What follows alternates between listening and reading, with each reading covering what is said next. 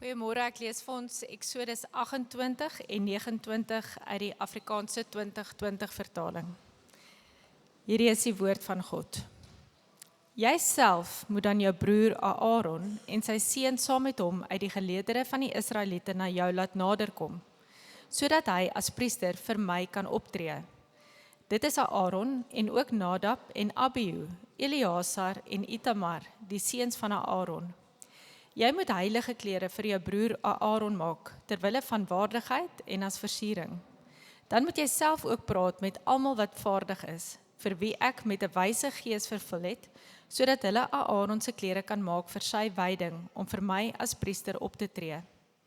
Dit is die klere wat hulle moet maak: 'n borstas, 'n efod, 'n mantel, 'n omsoomde priesterrok, 'n tulband en 'n lyfserp. Hulle moet heilige klere maak vir Aaron, jou broer, en ook vir sy seuns, sodat hulle vir my as priesters kan optree. Daardie manne moet daarvoor gouddraad, pers, purperrooi en karmosynrooi wol en fyn geweefde linne ontvang. Hulle moet dan die efod maak van gouddraad, pers, purperrooi en karmosynrooi wol en fyn dubbeldraad linne, met die kundigheid van 'n vakman. Dit moet 2 skouerbande hê, vasgeheg aan die 2 hoeke. Dit moet vasgewerk wees. 'n versierde gordel wat daaroor kom, moet deel daarvan wees en op dieselfde manier as die efod gemaak word, van gouddraad, pers, purperrooi en karmosynrooi wol en fyn dubbeldraad linne. Jy moet 2 onyksvene neem en die name van die seuns van Israel daarop graveer. 6 van die name op die een steen en die name van die oorblywende 6 op die tweede steen in die volgorde van hulle geboorte. Met die vakmanskap van 'n bewerker van edelstene moet jy, soos wanneer op 'n seelring gegraveer word, die 2 stene met die name van die seuns van Israel graveer. Jy moet dit dan vassit, omring met monterings van gouddraad. Sit die 2 stene vas op die skouerbande van die efod, as stene ter herinnering aan die seuns van Israel. Aaron moet hulle name voor die Here op sy skouers dra as 'n herinnering. Jy moet die monterings van 'n gouddraad maak en ook 2 kettingkies van suiwer goud. Gevleg op dieselfde wyse as touwerk moet jy hulle maak en dan die touvormige kettingkies aan die monterings heg.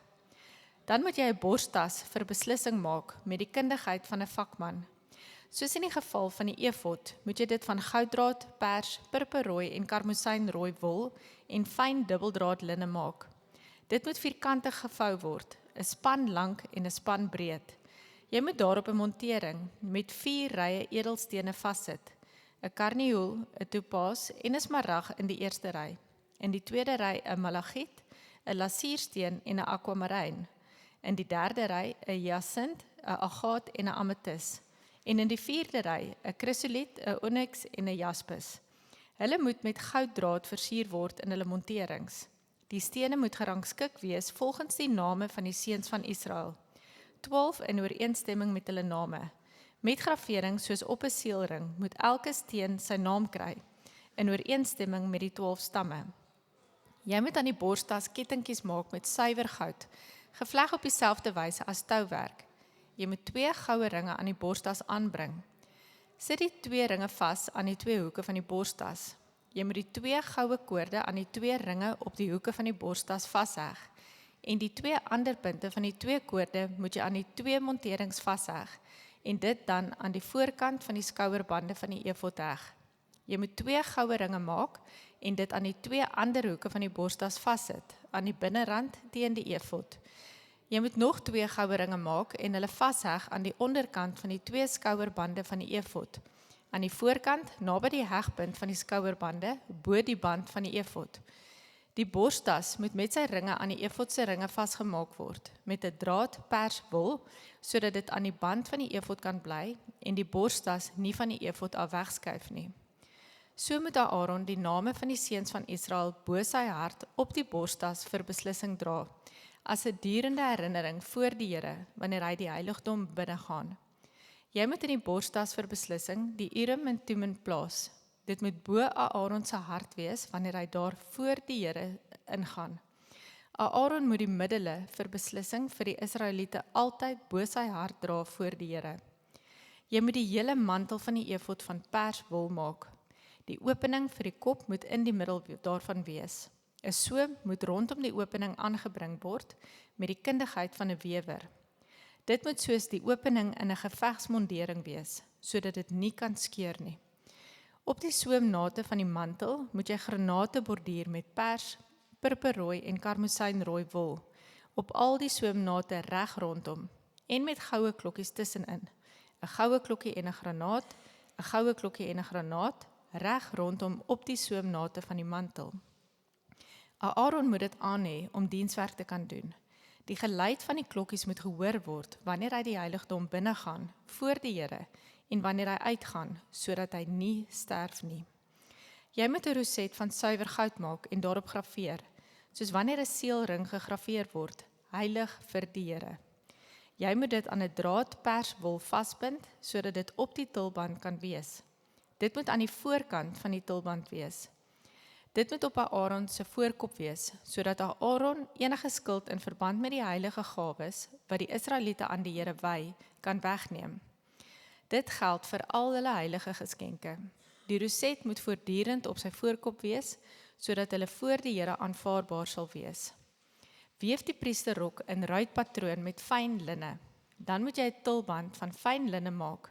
'n Lyfserp moet jy ook maak, met die kundigheid van 'n borduurder. Vir Aaron se seuns moet jy priesterrokke maak. Jy moet ook vir hulle lyfserpe en kopdoeke maak. Jy moet dit vir hulle maak ter wille van waardigheid en as versiering. Jy moet hulle aantrek, Aaron jou broer en sy seuns saam met hom. Dan moet jy hulle salf, hulle wy en hulle heilig, sodat hulle vir my as priesters kan optree. Jy moet vir hulle linnebroeke maak om hulle geslagsdele te bedek. Dit moet van die heupe tot die duie strek. Aaron en sy seuns moet dit aan hê wanneer hulle die tent van ontmoeting binnegaan, of wanneer hulle naderkom na die altaar om dienswerk te doen in die heiligdom, sodat hulle nie skuld op hulle laai en sterf nie. Dit is 'n voorskrif wat altyd geld vir hom en vir sy nageslag na hom. Dit is wat jy met hulle moet doen om hulle te heilig, sodat hulle vir my as priesters kan optree. Neem 1 jong bul en 2 ramme sonder gebrek, en ongesuurde brood en ongesuurde ringbrode, wat met olyfolie gemeng is, as ook ongesuurde platbrode, wat met olyfolie gesmeer is. Van gesifte koringmeel moet jy dit bak. Jy moet dit in 1 mandjie sit, en dit in die mandjie nader bring, saam met die bul en die 2 ramme. Aaron en sy seuns moet jy na die ingang van die tent van ontmoeting laat naderkom, en hulle met water afspoel. Jy moet die klere neem, en vir Aaron die priesterrok, die mantel van die efod en die borstas aantrek, en dan vir hom die efod styf vasmaak met die band. Jy moet die tulband op sy kop sit, en die heilige wydingsteken op die tulband vassit. Jy moet die salfolie neem, dit oor sy kop uitgiet en hom salf. Dan moet jy sy seuns laat naderkom, hulle priesterrokke vir hulle aantrek en die lyfserpe vir hulle, Aaron en sy seuns ombind. Jy moet hulle kopdoeke vir hulle vasbind. Die priesterdiens sal hulle sin wees as 'n vaste voorskrif wat altyd geld. So moet jy Aaron en sy seuns wy. Jy moet die bul tot voor die tent van ontmoeting bring. Aaron en sy seuns moet hulle hande op die bul se kop plaas, en dan moet jy die bul voor die Here slag by die ingang van die tent van ontmoeting. Jy moet van die bul se bloed neem, en dit met jou vinger aan die horings van die altaar smeer. Die res van die bloed moet jy teen die basis van die altaar uitgooi. Jy moet al die vet wat die binnegoed bedek neem, ook die lewerlop en die 2 niere met die vet daaraan, en dit op die altaar verbrand. Maar die vleis van die bul, sy vel en sy pensmis moet jy buite die kamp verbrand. Dit is 'n reinigingsoffer. Die 1 ram moet jy neem, en Aaron en sy seuns moet hulle hande op die kop van die ram lê. Dan moet jy die ram slag, sy bloed neem, en dit reg rondom die altaar sprinkel. Die ram moet jy in stukke opsny, sy binnegoed en pote afspoel, en dit by die stukke en sy kop neersit. Jy moet die hele ram op die altaar verbrand. Dit is 'n brandoffer vir die Here. Dit is 'n geurende offer, 'n offergawe aan die Here. Jy moet die 2de ram neem, en Aaron en sy seuns moet hulle hande op die kop van die ram lê. Dan moet jy die ram slag, van sy bloed neem, en dit aan Aaron se regter oorlel smeer, ook aan die van sy seuns, aan die duime van hulle regterhande, en aan die groot tone van hulle regtervoete. Jy moet die res van die bloed reg rondom teen die altaar sprinkel. Jy moet van die bloed wat teen die altaar is neem, en ook van die salfolie, en dit op Aaron en sy klere sprinkel, en ook op sy seuns by hom en op sy seuns se klere. Hy en sy klere en saam met hom sy seuns en hulle klere sal dan heilig wees. Jy moet uit die ram die vet neem, die vetstert, die vet wat die binnegoed bedek, die lewerlop, die 2 niere en die vet wat daaraan is, en ook die regterbout, want dit is die ram vir die priestertoewyding. As ook 1 ronde brood, 1 ongesuurde brood wat met olyfolie klam gemaak is, en 1 plat brood uit die mandjie met ongesuurde brood wat voor die Here is. Jy moet dit alles op die handpalms van Aaron en die handpalms van sy seun plaas, en dit voor die Here as 'n gewyde gawe heen en weer beweeg. Dan moet jy dit van hulle hande neem en op die altaar verbrand, bo-op die brandoffer as 'n geurende offer voor die Here. Dit is 'n offergawe aan die Here. Jy moet die borststuk uit die ram vir die priesterwyding van Aaron neem en dit voor die Here as 'n gewyde gawe heen en weer beweeg. Dit is dan jou deel. Jy moet dit wat Aaron en sy seuns uit die ram vir die priesterwyding toekom, heilig verklaar. Die borststuk van die gewyde gawe wat heen en weer beweeg is, en die bout van die wydingsgeskenk wat aangebied is. Dit kom Aaron en sy seuns toe as 'n deel wat hulle altyd moet kry van die kant van die Israeliete, want dit is 'n wydingsgeskenk. Dit moet 'n wydingsgeskenk wees van die kant van die Israeliete uit hulle maaltydoffers, hulle wydingsgeskenk aan die Here. Die heilige klere wat aan Aaron behoort, moet aan sy seuns na hom gaan, om daarin gesalf te word en daarin gewy te word. Die een onder sy seuns wat priester word in sy plek en wat die tent van ontmoeting binne gaan om in die heiligdom dienswerk te doen, moet die klere 7 dae lank dra. Die ram vir die priesterwyding moet jy neem en sy vleis in 'n heilige plek kook. Aaron en sy seuns moet by die ingang van die tent van ontmoeting die vleis van die ram eet en ook die brood wat in die mandjie oor is. Hulle moet dit eet waarmee versoening gedoen is om hulle te wy en te heilig. 'n Buitestander mag egter nie daarvan eet nie, omdat dit heilig is. As daarvan die vleis vir die priesterwyding of van die brood tot die oggend oorstaan, moet jy die oorskiet verbrand. Dit mag nie geëet word nie, want dit is heilig. Jy moet met Aaron en sy seuns so maak, net soos ek jou beveel het. Jy moet 7 dae neem om hulle te wy. 'n Bul moet jy elke dag as reinigingsoffer bring vir versoening. Jy moet die altaar reinig wanneer jy daarvoor versoening doen, en dit salf om dit te heilig. 7 dae lank moet jy versoening doen vir die altaar en dit heilig. Die altaar sal besonder heilig wees. Elkeen wat aan die altaar raak, sal heilig word. Dit is wat jy gereeld elke dag op die altaar moet offer. 2 jaar oud ramlammers. Die 1 lam moet jy in die oggend offer en die tweede lam teen laatmiddag met 'n tiende van 'n eva gesifte meel, gemeng met 'n kwart hin geparste olyfolie en 'n kwart hin wyn as drankoffer vir die eerste lam. Die tweede ramlam moet jy teen laatmiddag offer. Soos die graanoffer in die oggend en die bypassende drankoffer, moet jy dit bring as 'n geurende offer, 'n offergawe aan die Here. Dit moet 'n gereelde brandoffer wees vir julle nageslagte by die ingang van die tent van ontmoeting, daar voor die Here, waar ek julle sal ontmoet om met jou te praat. Ek sal die Israeliete daar ontmoet, en die plek sal geheilig word deur my heerlike teenwoordigheid. Ek sal die tent van ontmoeting en die altaar heilig. Aaron en sy seuns sal ek heilig om vir my as priesters op te tree. Ek sal onder die Israeliete vertoef en vir hulle 'n God wees. Hulle sal weet dat ek die Here hulle God is, wat hulle uit Egipte land gelei het om onder hulle te vertoef. Ek is die Here hulle God.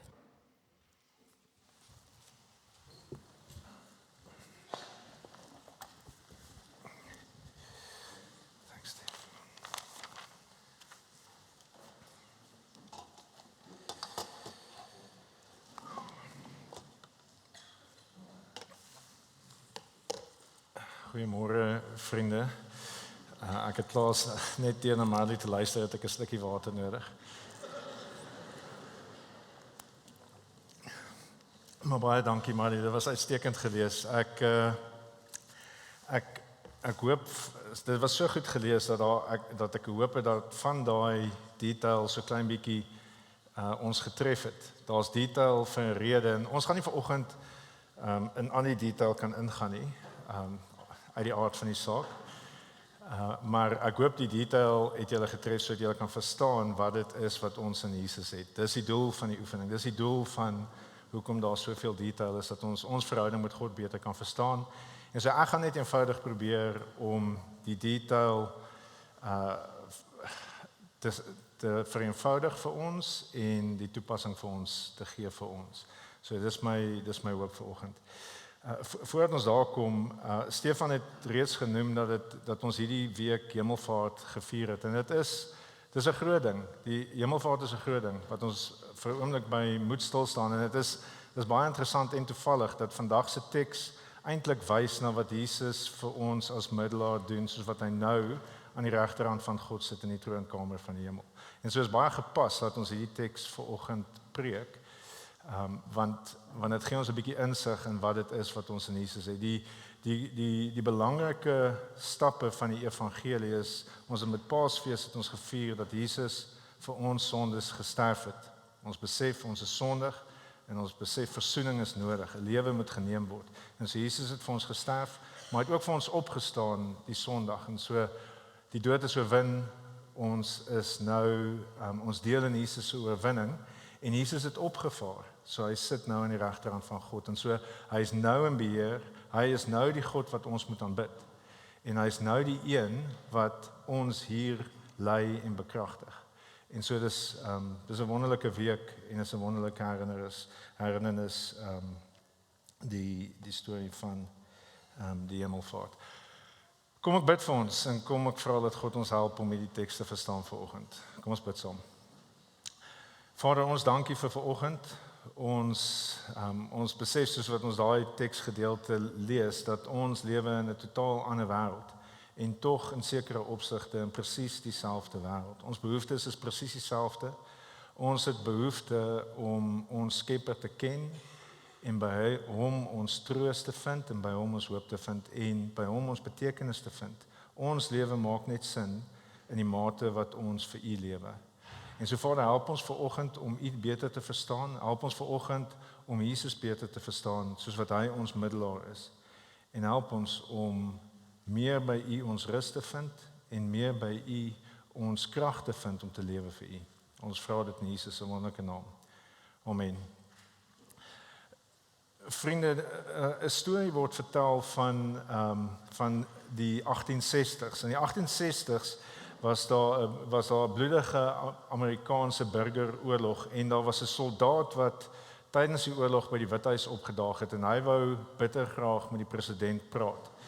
Hy was in geweldige nood geweest, sy broer is dood in die oorlog en hy wou huis toe gaan om op die plaas te gaan werk. Die plaas het 'n man nodig gehad vir die familie om te kan voortbestaan. En so hy wou by die president uitkom om vir die president vrystelling te vra om te kan plaas toe gaan. Maar hy kon nie by die president uitkom nie. Uit die aard van die saak was daar te veel red tape. Dit was nie vir hom moontlik om in die teenwoordigheid van die ou te kom wat hom actually kan help nie. En hy het toe moedeloos weggedraai en op 'n bankie gaan sit daar naby die Withuis. En toe hy daar op die bankie gesit het, is daar 'n seentjie wat na hom toe gekom het om hom kom vra hoekom is hy so hartseer. En toe vertel hy vir die seentjie sy storie. En na die seentjie sy storie gehoor het die seentjie hom in die hand gevat en vir hom gesê kom saam met my.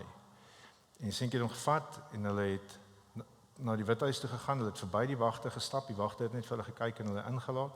Verby alles gestap tot by die Oval Office en hy het ingegaan sonder om te klop en hy het in Abraham Lincoln se kantoor ingegaan en Abraham Lincoln het vir hom gesê, "Wat kan ek vir jou doen, my seun? Wat kan ek vir jou doen, Tad?" En Tad het gesê, "Pa, hierdie soldaat het pa se hulp nodig. Hy moet met pa praat." So Tad is 'n prentjie van 'n middelaar. Ons is nie seker oor die details van die storie nie, maar die storie word nog steeds oorvertel omdat daar iets in die storie is wat ons harte aangryp. Daar's iets in 'n storie van 'n kind in 'n vaderhuis wat alle protokolle oorheers. Die reëls verdwyn soos wat 'n kind in die vader se huis is. En daar's iets aan die seun, die seentjie wat iemand se swaar kry raak sien en hom vat na iemand toe wat hom kan help. Hy gebruik sy posisie om iemand anders te help. Daar's iets daar. Ted Lincoln is 'n middelaar. Hy tree op namens iemand anders wat nie vir hulle self kan optree nie. Nou ons is nie seker oor die details van daai storie nie, maar wat ons wel weet is dat Ted het bestaan en hy het 'n reputasie dat hy vrye teels gehad het in die Withuis. En hy het 'n reputasie dat hy daai vryheid gebruik het vir goed. Hy was deel van hoekom sy pa so 'n gewilde president was, want hy kon op plekke kom waar sy pa nie kon kom nie. Hy kom buite rondloop en kyk wat gebeur en dan namens die mense met sy pa praat. Hy was 'n tipe middelaar. Hy het in sy vader se teenwoordigheid ingegaan namens ander. En dis in 'n mate wat ons hier in Eksodus 28 en 29 sien, maar met 'n verskil. Ted kon net ingaan, hy hoef nie te geklop het nie. Maar die hoëpriester wat opgerig is om vir Israel as 'n middelaar op te tree, kon nie net ingaan nie, want hy het sonde gehad. Hy moes deur 'n massiewe proses gaan, soos wat ons nou gesien het daar. Hy moes deur 'n massiewe proses gaan van reiniging om in die teenwoordigheid van die Vader te kan wees om namens die mense te kan optree. En so dis wat ons sien in Eksodus 28 en 29. Ons sien 'n heilige God wat 'n weg maak vir sondige mense deur 'n gewyde middelaar om in sy teenwoordigheid te kan wees. God roep die hoëpriester om as middelaar die gaping te oorbrug tussen 'n stowwerige woestyn bestaan en die troonkamer van die hemel. Dis waar die middelaar optree. Hy oorbrug die pad van God se mense na God self toe. En so die storie van Israel, ons moet verstaan waar ons is in die storie van Israel, in die storie van die Bybel, om te kan verstaan waar hy die inpas vir ons.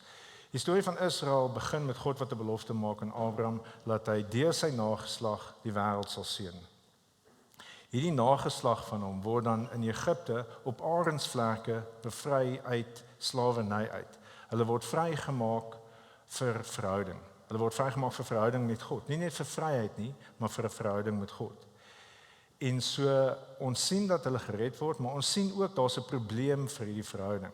God is heilig en die mense is sondig. En die volk besef dit baie vinnig wanneer hulle God ontmoet by Sinai, sien hulle het 'n probleem. Hulle sê in Eksodus 20 vers 19 sê hulle vir Moses hierdie. Hulle sê: "Praat U met ons, maar laat God nie met ons praat nie, anders sterf ons." Hulle is bang vir die onsag en die heiligheid van God wat hulle op die berg beleef. Die volk besef God se teenwoordigheid is nie vir hulle veilig in hulle sondige toestand nie. En so hulle vra vir Moses om hulle middelaar te wees. En God antwoord deur vir hulle 'n stelsel in te stel. Eksodus 25 tot 40 waarmee ons nou besig is in hierdie reeks, God met ons reeks, is God wat 'n stelsel instel om in die midde van sy mense te kan lewe, te midde van die probleem van sonde. Verlede week het ons gesien hoe God by hulle wil gaan woon in die tabernakels. Ons het die reëls van die tabernakel gesien. En vanoggend sien ons hoe die priesters gaan optree in die tabernakel. Die tabernakel is God wat in die midde van sy mense woon, en dan die verhouding word beoefen deur middel van die middelaars of die priesters wat intree. Soos wat Ted ingetree het vir die soldaat, tree die priesters in vir die mense in God se teenwoordigheid, maar op 'n baie meer profound manier. En so ons gaan na vanoggend se teks kyk onder 3 opskrifte. Ons gaan kyk na die klere wat verteenwoordiging is, die bloed wat versoening is en die belofte wat verhouding is.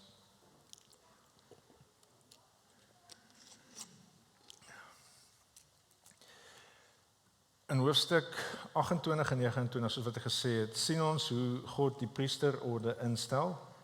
28 fokus spesifiek op die kleredrag. Ek weet nie of julle dit opgelet het soos wat ons gelees het nie. 28 is die kleredrag. En dis nie die klere, die mooi klere is nie 'n menslike inisiatief nie.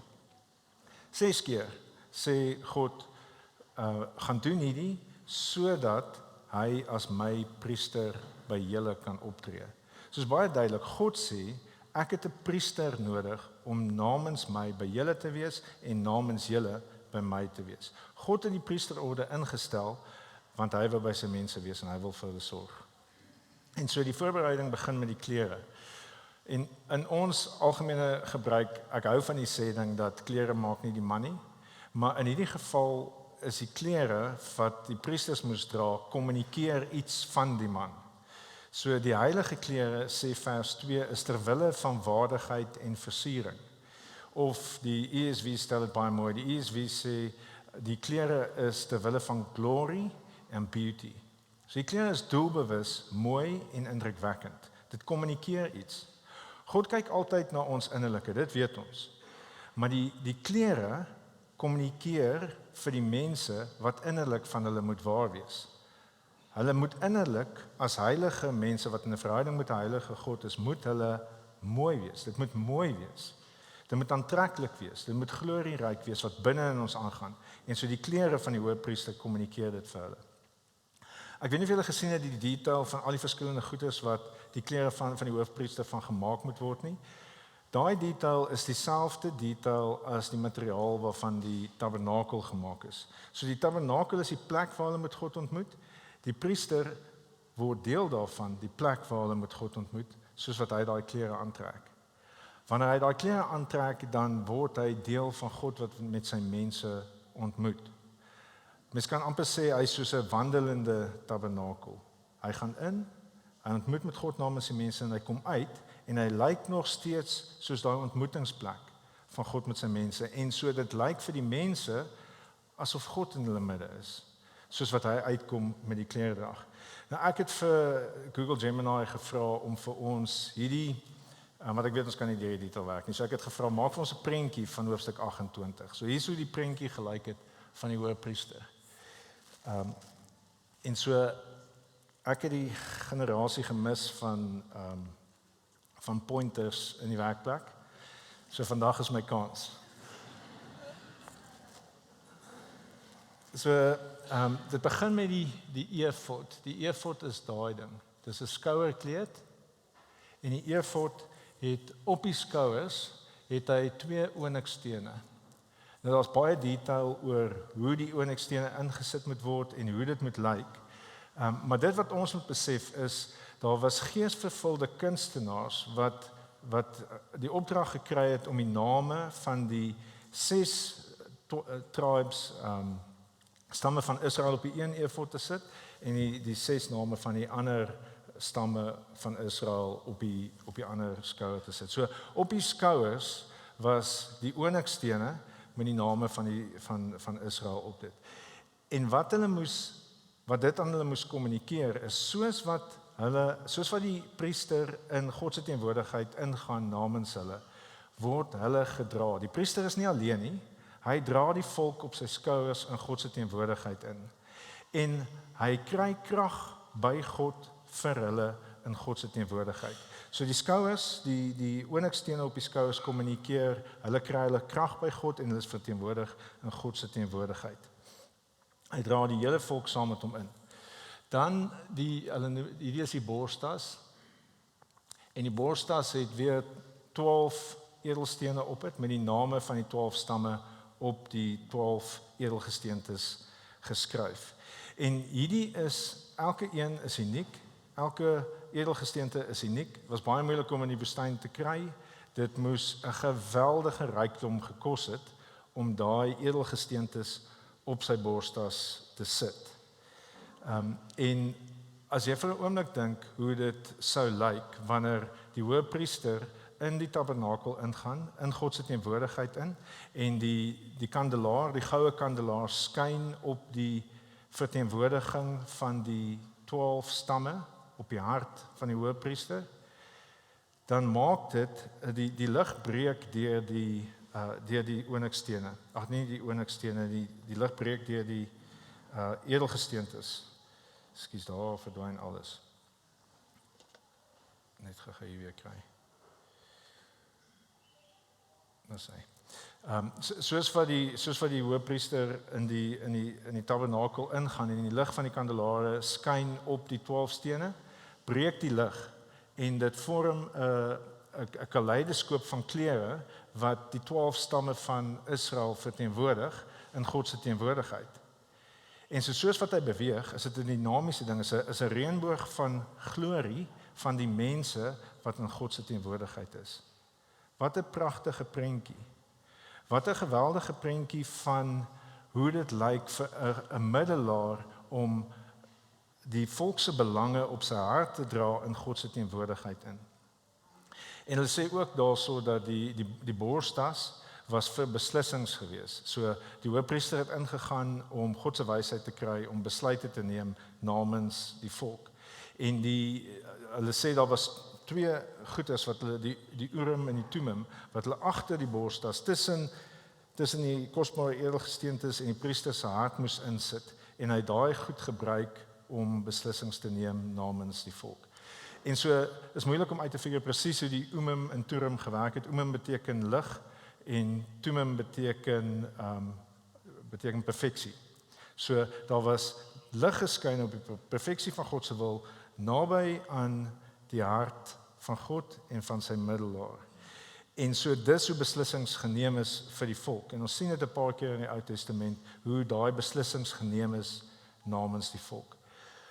Wat ek dink vir ons belangrik is om te besef, is beslissings is geneem met al 12 stamme in gedagte.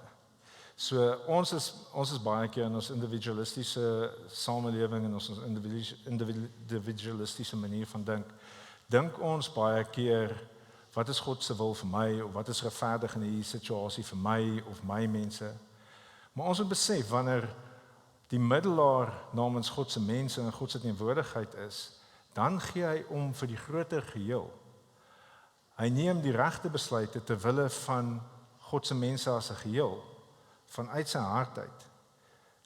En so die middelaar dra die mense se krag op sy skouers en hy dra hulle in liefde in God se teenwoordigheid in vir besluite.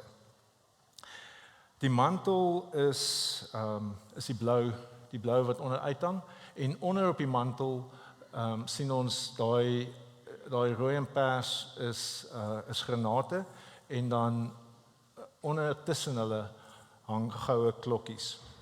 En wat die granate beteken het is in die antieke tye die granate het vrugbaarheid beteken. Dit het oorvloed beteken want 'n granaat is propvol saad en saad gee nuwe lewe.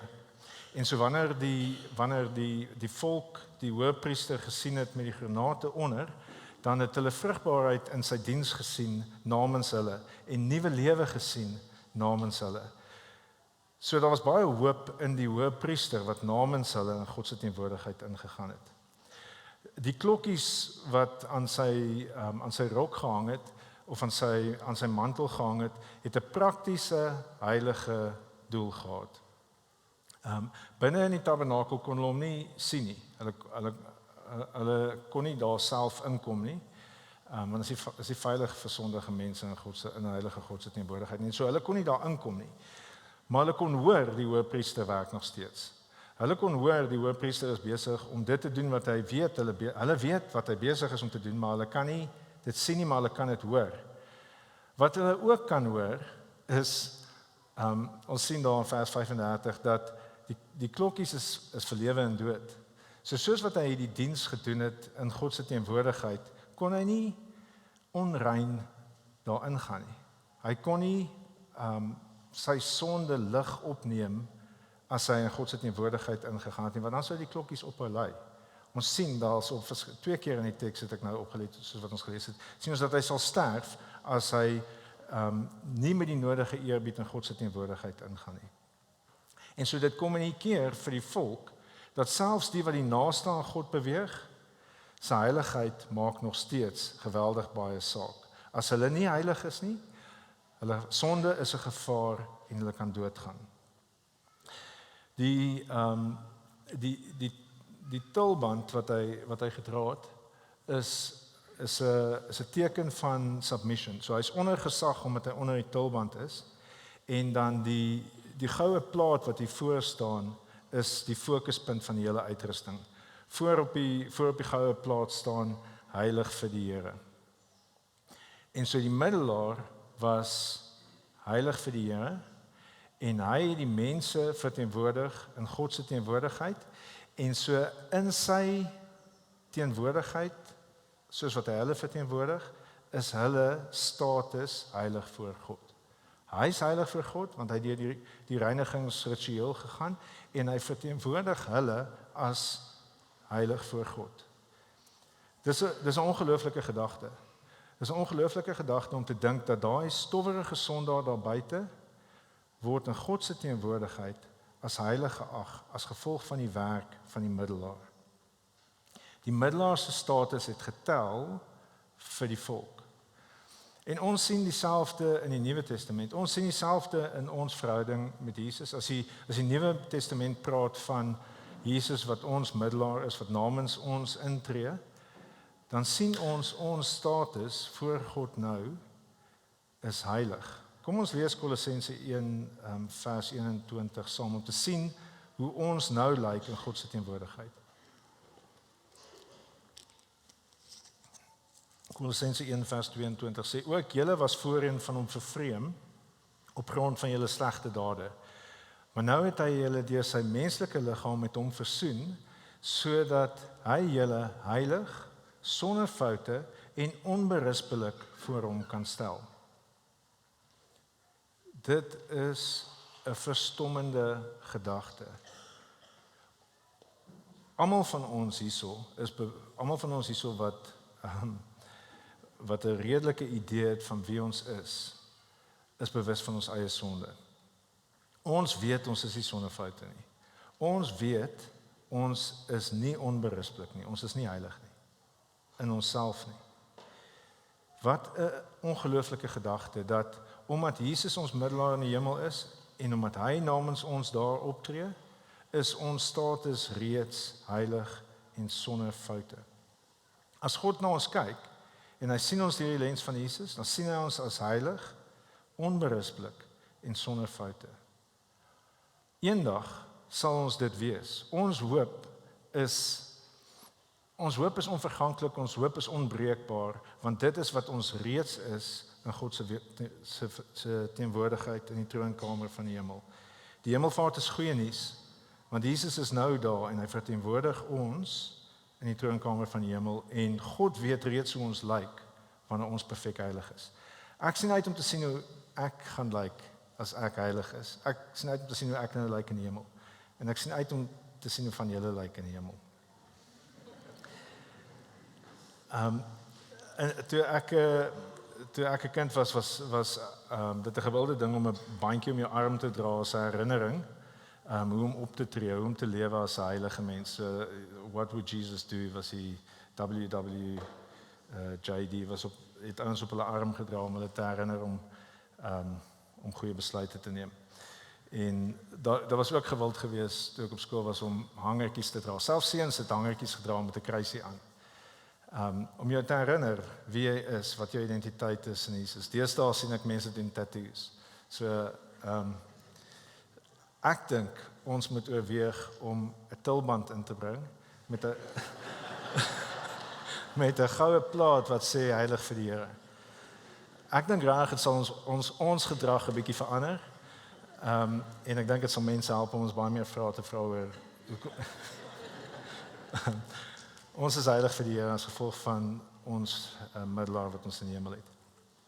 En so dink vir 'n oomblik oor die lewe van Israeliet in die wildernis. Dink hoe moes dit vir hulle gewees het. Dis stowwerig, dis warm, die lewe is moeilik.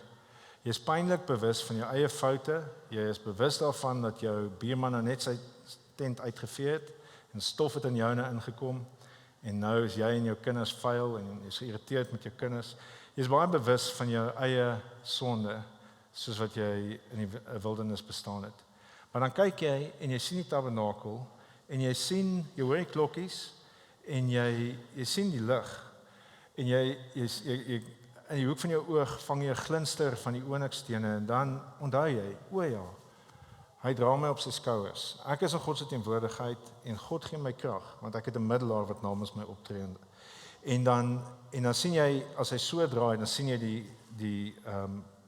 die kaleidoskoop van kleure en dan onthou jy, o ja, ek is naby aan God se hart en sy beslissings vir my is goed en dit kom uit 'n plek van liefde uit en dit kom uit 'n plek van geregtigheid uit. En so ek kan aangaan met my wildernis bestaan van ons 'n middelaar wat namens my in God se teenwoordigheid is en hy tree vir my in. Sy klere was 'n visuele kommunikasie van die evangelie. In die middelaar is ons aanvaarbaar vir God. Die tabernakel was 'n skadu, die realiteit is in Jesus. Jesus is ons hoëpriester. Dis fascinerend, dis so mooi om te sien. In Jesaja 49, as ons kyk na wat die verlosser gaan wees, dan sien ons dat die verlosser gaan die mense wie hy verlos se name gaan in sy handpalms gegraveer wees. So Jesaja kyk vorentoe en hy sien 'n gravering van name wat die middelaar voor gaan sterf in die hande van die verlosser. En so Jesus is ons verlosser, ons name is in sy handpalms gegraveer. Dis nou nog steeds in sy handpalms gegraveer. Thomas het na Jesus gekyk en nadat hy opgestaan het uit die dood uit, was die gate nog steeds daar. Dit is wat vir hom hoop gegee het. Dis wat vir Thomas hoop gegee het, is die feit dat ons name in sy handpalm gegraveer was. Jesus is nou in die troonkamer van die hemel en hy regeer daarvandaan. Vir my een van die mooiste prentjies wat hierdie tema deurdra van gegraveer en van glinster, is 'n prentjie wat ons kry in Openbaring van die nuwe skepping. In die nuwe skepping is daar edelgesteentes wat glinster. En in die nuwe skepping is die stad se poorte het die name van die 12 stamme opgegraveer. En so dit is vir ewig daar. En ons sien uit na daai tyd toe wat ons daar gaan wees, wat ons deur die poorte van die nuwe skepping in die nuwe stad gaan instap. En op die fondasie van die stad is die name van die 12 apostels gegraveer. En in die dorp, in die stad, is daar edelgesteentes wat glinster. Dis ons toekoms. Ons het 'n blink toekoms in die nuwe skepping, want ons het 'n middelaar wat namens ons intree. Die hoëpriester het die volk verteenwoordig, Jesus verteenwoordig ons vandag. En so Jesus is ons geregtigheid nou in die hemel. Dis die klere. Tweedens die bloed vir versoening. Die priesters moes mooi aantrek, maar mooi aantrek is nie genoeg nie. Daar's meer nodig om in God se teenwoordigheid te kon ingaan. Hulle moes heilig gemaak word. En so daar's 'n klomp dinge wat hulle moes doen om heilig te kon wees in God se teenwoordigheid. En hierdie is 'n kragtige les van hoe die heiligmakingsproses lyk. En die rede hoekom daar soveel detail is omdat sonde so erg is en God so heilig is. En so sonde moet meer afgereken word om in God se teenwoordigheid te kan ingaan. Hier's 'n lys, ek kan nie met die detail deel nie, so ek probeer altyd goedeste op te som. En so hier's 'n lys van die offers. Dis nie eens alles nie. En so ons gaan vinnig deur die hooftrekke draf om die punte probeer kry van die offers. Die eerste ding wat hulle moes doen was hulle moes was met water. Die was met water het nie sonde afgewas nie. Die was met water was 'n publieke kommunikasie. By die ingang van die tabernakel moes hulle moes Aaron en sy seuns die priesters gewas word met water om te sê ons is vuil. Ons het nodig om gewas te word deur God. So dis wat dit kommunikeer. Dan word hulle aangetrek, hulle word al die klere aangetrek, hulle word beklee en dan word hulle met olie gesalf. Die salwing is 'n oproep op die Gees. Die salwing van die Gees is dit wat hulle in staat stel om hulle diens te kan doen in die tabernakel. So hulle word gewas, hulle word geklee, hulle word gesalf en dan word die offers gebring. Die eerste offer is die sondeoffer wat gebring word. Die bul word nader gebring. Water kan nie 'n sonde afwas nie, want sonde, die loon vir sonde is die dood en so iemand of iets moet doodgaan. En so wat hulle gedoen het is hulle het hulle hande op die bul se kop gelê. Hulle sonde is simbolies oorgedra op die bul en die bul is in 'n plek geslag. Hy's doodgemaak. En dit was 'n sondeoffer of 'n reinigingsoffer wat namens hulle gebring is om hulle om die prys vir hulle sonde te betaal sodat hulle na God toe kan gaan. Die eerste ram word 'n brandoffer genoem. Hy's geslag en dan is hy heeltemal opgebrand.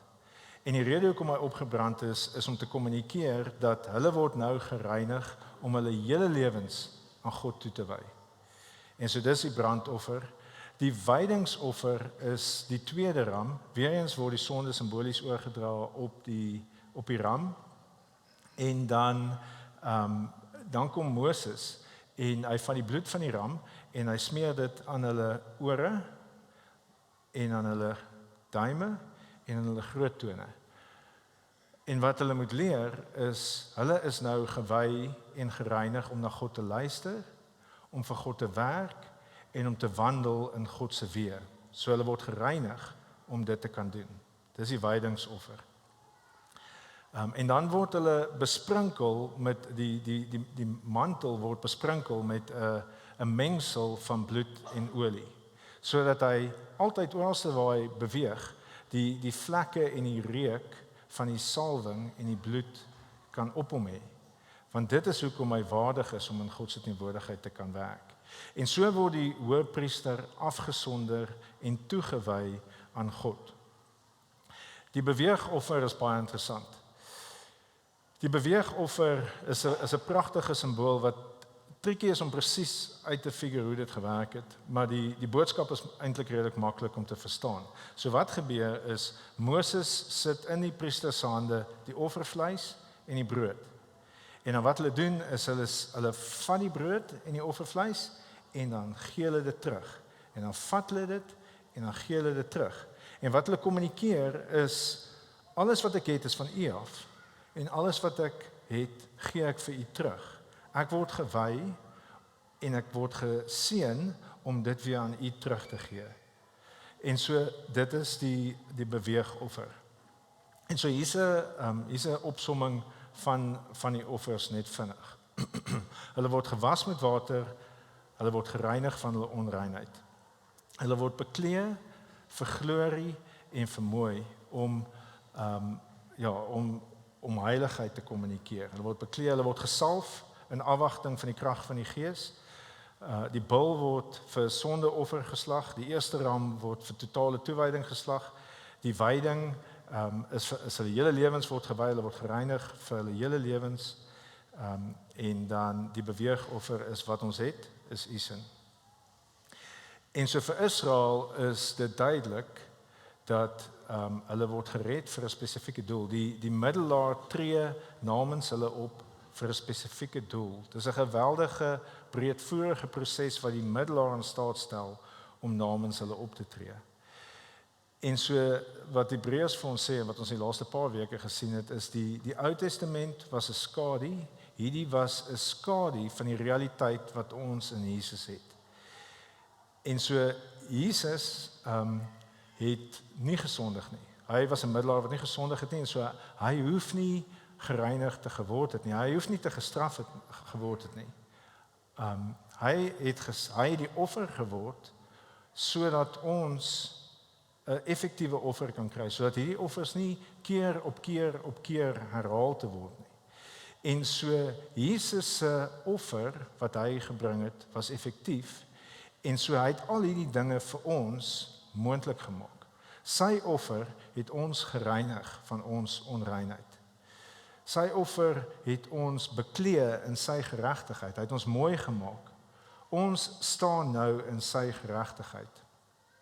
Ons sonde, hy het in ons plek gesterf soos die bul. Ons sonde is op hom oorgedra.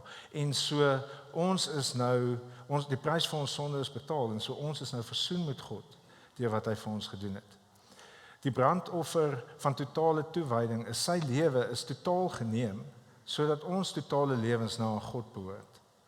Ons is gereinig soos die wydingsoffer dat ons kan luister wat God vir ons sê sodat ons kan werk vir God en dat ons in sy weë kan wandel. En ons Jesus se beweegoffer vir ons maak dat ons nou kan besef dat alles wat ons het is van God af en so ons gee dit alles vir hom terug. En so Jesus is die vervulling van die offerstelsel. Hy is ons middelaar. En in Jesus is ons nou 'n royal priesthood, sê 1 Petrus 2, 'n koninklike priesterdom. Omdat Jesus ons middelaar is en omdat sy offer vir ons effektief was, is ons nou 'n koninkryk van priesters. Wat dit beteken is, ons ore is nou gereinig deur geloof om God se stem te kan hoor. En ons vingers is nou in staat gestel, is gereinig om vir God te kan dien. En ons voete is gereinig om vir hom te kan wandel. Romeine 12 sê, ons gepaste reaksie op wat Jesus vir ons gedoen het, is om ons lewens as lewende en heilige offers neer te lê. Sien, ons word die beweegoffer, maar ons is lewende en heilige offers. 'n Offer is nie lewendig nie. Jesus het gesterf in ons plek, maar ons het in sy opstanding gedeel, en so ons is nou lewendig om ons lewens neer te lê as heilige offer. En so wat Israel gehad het in die priesterstelsel was wonderlik, was 'n wonderlike voorreg, was 'n pragtige prentjie. Maar dit wat ons het in Jesus is veel beter. Ons het die realiteit van wat Israel net die skadu gehad het. Die laaste paar versies, vers 38 tot 46, is die klimaks van die priesterwyding. Die klere het hulle mooi gemaak, die middelaar om namens hulle te kan optree, en die offers het hulle heilig gemaak om namens die volk te kon optree. En die doel van die hele proses was vir verhouding. Hulle is gered vir verhouding. En in die laaste paar versies, 38 tot 46, sien ons 5 goed wat God beloof vir Israel. Dis beloftes vir Israel, en vir elkeen van hulle kan ons vir onsself sê, dit was 'n skadu, dit was wonderlik wat Israel gekry het. Dit was ongelooflik wat Israel gekry het. Maar hoeveel te meer nie vir ons nie.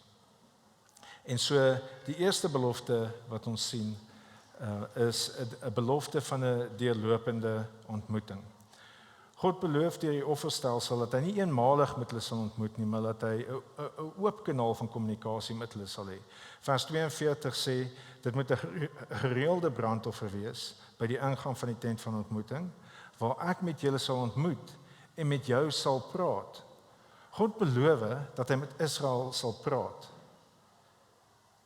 In daai plek waar hulle hom aanbid, waar hulle offers bring en waar hulle met hom wil ontmoet, daar sal hy met hulle praat. Dink 'n bietjie daaroor, hoeveel te meer nie vir ons nie. Wat is ons offers wat ons vir God bring? Die Nuwe Testament praat van ons offers as ons lewens, as dit wat ons het van God, wat ons ontvang, wat ons weer vir hom neerlê. Ons gebede is die offers, soos wat ons na hom toe kom en hom aanbid en in sy teenwoordigheid ingaan, praat hy met ons. Ons kan verwag dat God met ons sal praat, deur sy woord, deur sy mense, deur sy gees. So die belofte vir 'n deurlopende ontmoeting en dat hy met ons sal praat. En dit was waar vir Israel ook. Die tweede belofte aan Israel was dat sy teenwoordigheid sal hulle heilig maak.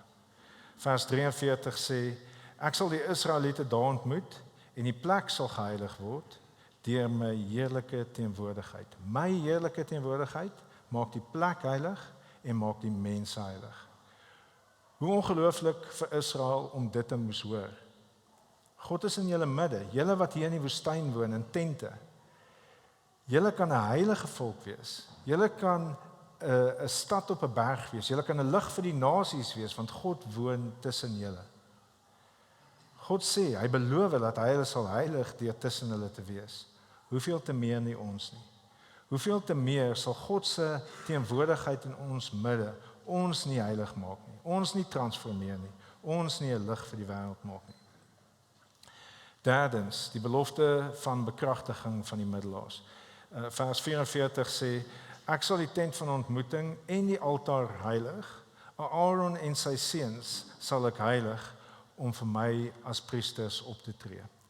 En so wat hy beloof is, hierdie werk wat die priesters gaan doen, sal vrug dra. Hierdie werk van om tussen my en die wêreld te werk en te dien, sal effektief wees. Met ander woorde, daar sal nuwe lewe kom. Die lewe van God se mense sal vrug dra. En so, hoeveel te meer nie vir ons nie. Hoeveel te meer nie sal, as God ons roep vir 'n taak, hy ons nie in staat stel om dit te doen nie. As ons dan 'n koninklike priesterdom is, wat God geroep het om 'n lig te skyn vir die wêreld, hoeveel te meer sal God ons nie in staat stel om ons diens te doen nie. Wat ook al ons diens mag wees. Of ons diens nou is om 'n getuienis by die werk te wees, in die manier waarop ons werk, of ons diens is om ons kinders te leer van die Here, of ons diens is om getrou te bly in ons huwelik, wat ook al dit is waartoe God ons roep, hy sal ons in staat stel om dit te doen, om 'n lig vir die nasies te wees in die manier waarop ons lewe. Die vierde belofte is 'n verbondsbelofte van sy inwoning. Vers 45 sê, ek sal onder die Israeliete vertoef en vir hulle 'n God wees. Ekskuus, my stem is moeg. Dit is die hartjie van die verbond wat God met Israel sluit. Hy sal hulle God wees. Hy sal by hulle woon. Ons sal nou 'n bietjie meer daaroor praat. Die vyfde belofte is 'n belofte van verlossing. Vers 46. Hulle sal weet dat ek die Here hulle God is, wat hulle uit Egipte land uitgelei het, om onder hulle te vertoef. Ek is die Here hulle God. Dis 'n belofte van verlossing. Kan jy jouself indink die onsekerheid, maar dit is nie lank terug, dis weke terug, maande terug, wat hulle deur die Rooi See is. Hulle is nog slawe in hulle harte. Hulle weet nie wat die toekoms vir hulle inhou nie. Hulle weet hulle verlang al lankal terug na die kospotte van Egipte. Maar hulle weet nie hoe die toekoms lyk nie. Hulle weet nie wat vir hulle voorlê nie, maar wat hulle wel weet is die lewe is bitter moeilik. Hulle is gered uit slawerny uit. Maar hulle weet hulle dag vir dag verlossing nodig.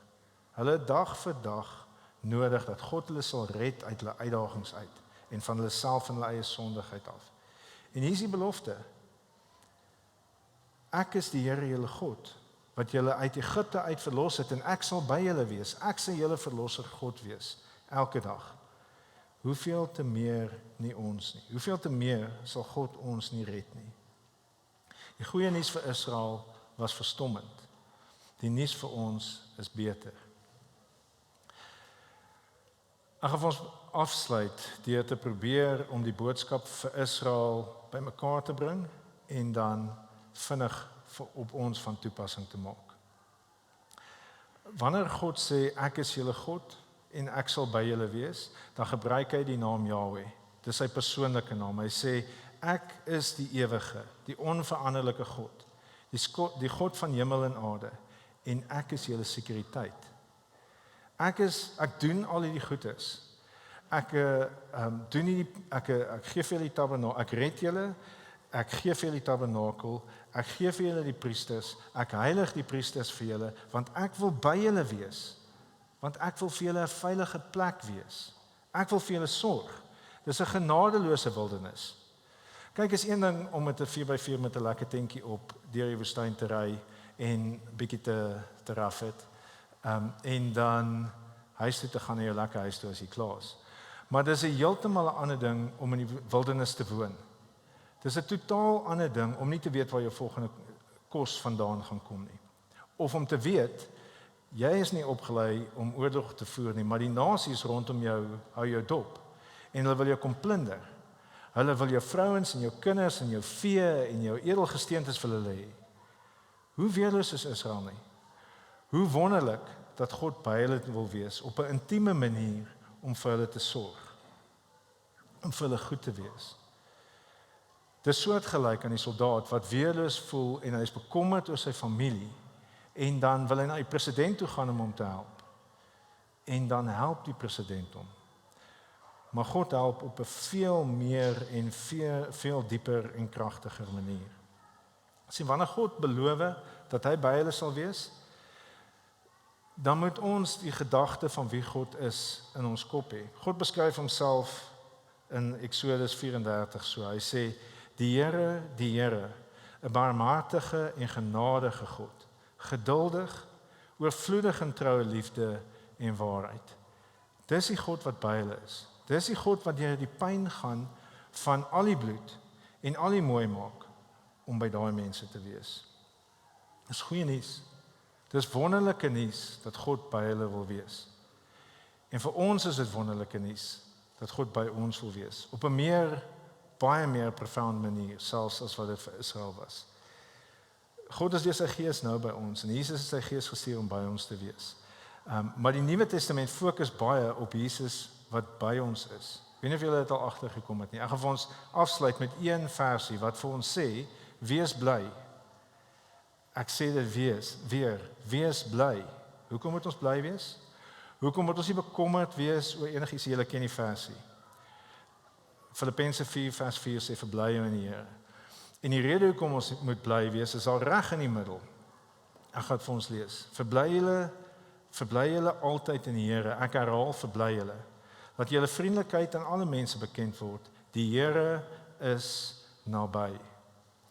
Hoekom moet ons bly wees? Hoekom moet ons vriendelik wees? Hoekom hoef ons oor niks besorg te wees nie? Want die Here is by ons. En hy is goed vir ons. Hy is lief vir ons. Hy is die een wat ons in staat stel om dit te doen waartoe hy ons roep. En hy sorg vir ons. Ons is heilig vir die Here, want ons het 'n middelaar wat nou in God se teenwoordigheid staan en vir ons intree. Sy perfekte lewe en sy perfekte status tel nou vir ons. Dis wonderlike nuus. Kom ons bid saam.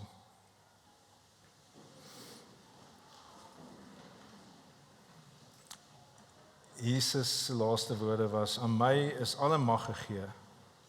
En kyk, ek is met julle al die dae tot die volëinding van die wêreld. Vader, ons dankie dat U die weg vir ons gebaan het om by U te kan wees, om in U teenwoordigheid te kan wees. Dankie dat Jesus ons middelaar is. Dankie dat hy 'n wonderlike middelaar is, wat ook die offer vir ons was. 'n effektiewe offer wat die prys vir ons sonde betaal het, sodat ons nou met vrymoedigheid in U teenwoordigheid kan aankom. Vader, sal U deur U teenwoordigheid ons transformeer. Sal U ons nuwe mense maak, sal U ons heilig maak en sal U ons 'n aangename aroma maak vir die wêreld rondom ons, sodat ons U glorie vir die wêreld kan bekendstel. Help ons, Vader, en dankie vir U goedheid in Jesus. Ons vra dit in Jesus se naam. Amen.